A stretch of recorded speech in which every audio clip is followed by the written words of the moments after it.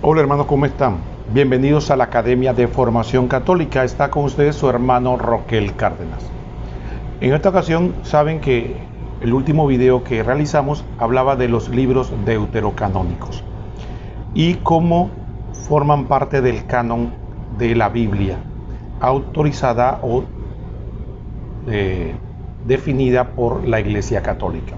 Sin embargo, los hermanos no católicos no la aceptan y presentan objeciones. Recordemos que fueron ellos los que tomaron la decisión, me refiero a los protestantes, de sacar esos 7 libros de la Biblia que llamamos nosotros deuterocanónicos. Y por lo tanto, ahora ellos, para justificar su decisión, presentan algunas supuestas objeciones sobre la validez de estos libros o que no son válidos. Por ejemplo, quisiera desarrollar con ustedes algunas de esas típicas objeciones que ponen algunos hermanos no católicos al respecto. Por ejemplo, la primera dice: los judíos fueron los depositarios de la revelación, como se aprecia en el siguiente texto, Romanos 3 del 1 al 2, dice la palabra de Dios. Entonces, ¿en qué es superior el judío o cuál es la ventaja de la circuncisión? Mucho, desde todo punto de vista. En primer lugar, porque a ellos le fue confiada la palabra de Dios. Romanos 3 del 1 al 2. Entonces, a partir de ahí, quieren afirmar que como después ya de la venida de nuestro Señor Jesucristo y su ascensión al cielo, como una respuesta al cristianismo, en Yamnia se reunieron algunos hebreos fariseos y determinaron un canon para ellos, en el que excluían los deuterocanónicos. Entonces, los hermanos no católicos quieren decir que ese es el canon verdadero porque los hebreos eran los que tenían la autoridad. Sin embargo, tenemos que presentar algunos cuestionamientos a esa objeción. Primero, la versión de los 70 que está en el Antiguo Testamento y que incluye los deuterocanónicos y que la Iglesia adoptó para el Antiguo Testamento de la Biblia Católica, fue elaborado por 70, como dice la tradición, hebreos. Por lo tanto, eso no fue una selección que hizo la Iglesia en cuanto a los libros inspirados del Antiguo Testamento. Otro aspecto importante es que ese dicho de que San Pablo dice que le fue dada la palabra de Dios es porque efectivamente, mientras la antigua alianza estaba en rigor, ellos eran los custodios de la palabra de Dios. De hecho, todos los libros del Antiguo Testamento fueron hechos por hebreos. Así que efectivamente ellos eran los custodios de la palabra de Dios. Pero una vez Jesucristo llega y establece el nuevo pueblo de Dios, su iglesia, ya la autoridad pasa de los hebreos a el nuevo pueblo de Dios o la Iglesia Católica. Por lo tanto, si vamos a tomar en cuenta de que en Yamnia los hebreos no aceptaron algunos libros, tampoco aceptaron ninguno de los libros del Nuevo Testamento como inspirado, entonces no tenían tal autoridad, porque para nosotros los libros del Nuevo Testamento fueron aprobados por la Iglesia. Entonces, ¿cómo que la Iglesia tiene la autoridad para definir los libros del Nuevo Testamento, pero no tiene la autoridad para definir los libros del Antiguo Testamento? De esta manera vemos que esta objeción no tiene mayor fundamento. Otra objeción que presentan con respecto a los libros deuterocanónicos es que dice lo siguiente: en estos mismos libros se aprecia que no son inspirados por Dios porque el lenguaje es vacilante. En 2 Macabeos capítulo 15 versículo 38 dice: si ha quedado bello y logrado en su composición, eso es lo que yo pretendía. Si imperfecto y mediocre, he dicho cuanto era posible.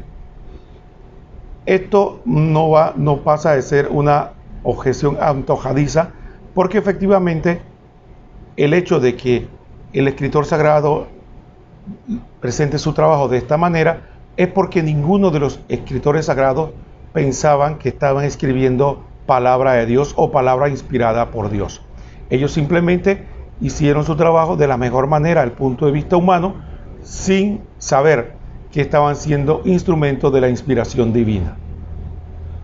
Por lo tanto, ellos escribieron un trabajo y lo midieron bajo sus luces humanas, y por qué no con humildad dijeron en ocasiones de que el trabajo no estaba totalmente perfecto o era sujeto de mayor perfección. Ahora, el hecho de que se exprese así no significa que sea una objeción, porque hay un libro que aceptan los hermanos no católicos y que tiene expresiones similares. Voy a leer dos del Coelet y una de San Lucas.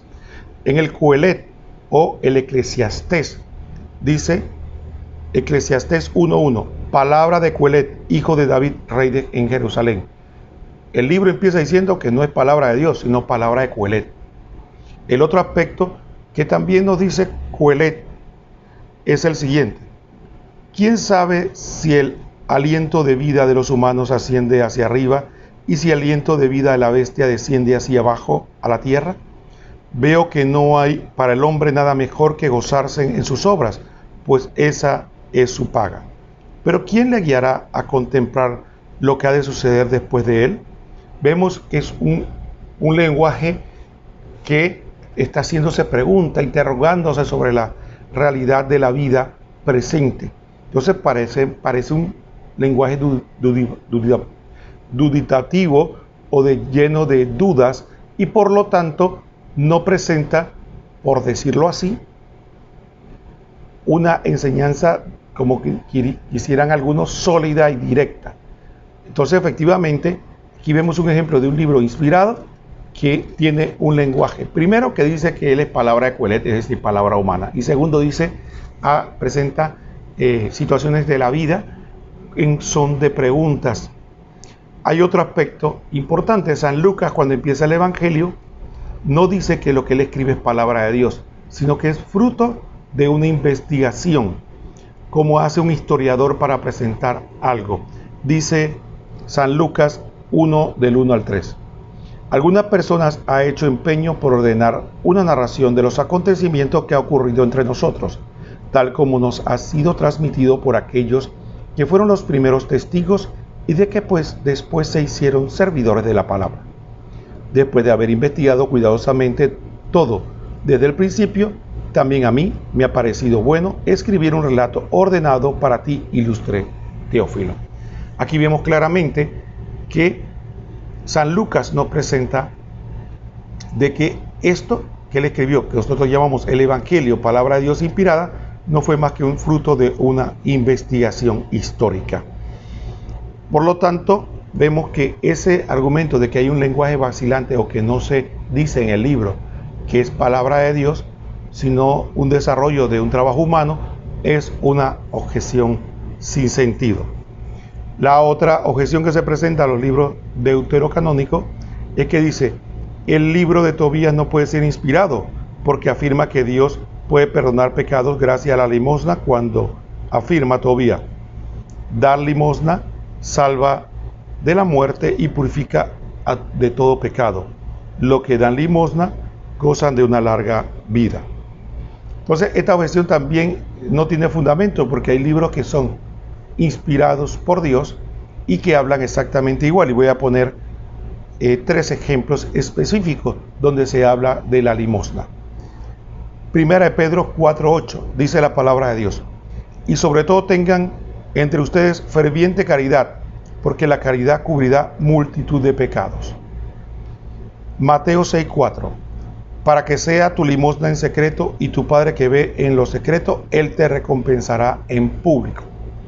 Y Santiago 5:20, sepan que el que hubiera hecho convertir al pecador del error de su camino salvará el alma de la muerte y cubrirá multitud de pecados. Por lo tanto, aquí vemos claramente cómo la palabra de Dios de libros inspirados nos dice que las obras de caridad, las obras de misericordia, el actuar bien con el prójimo, cubre pecado, perdona pecados. Entonces, el decir que porque el libro de Tobías dice que la limosna perdona pecados, que no puede ser un libro inspirado, no es más que una falsa argumentación. Por lo tanto, hermanos y hermanas, con este desarrollo esperamos poder haber aclarado algunas de estas dudas. Hay muchas más, algunas con poco fundamento, pero pensamos que estas fueron las más comunes.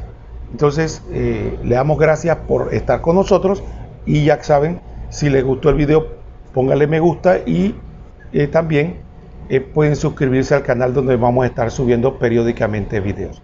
Que el Señor los bendiga a todos.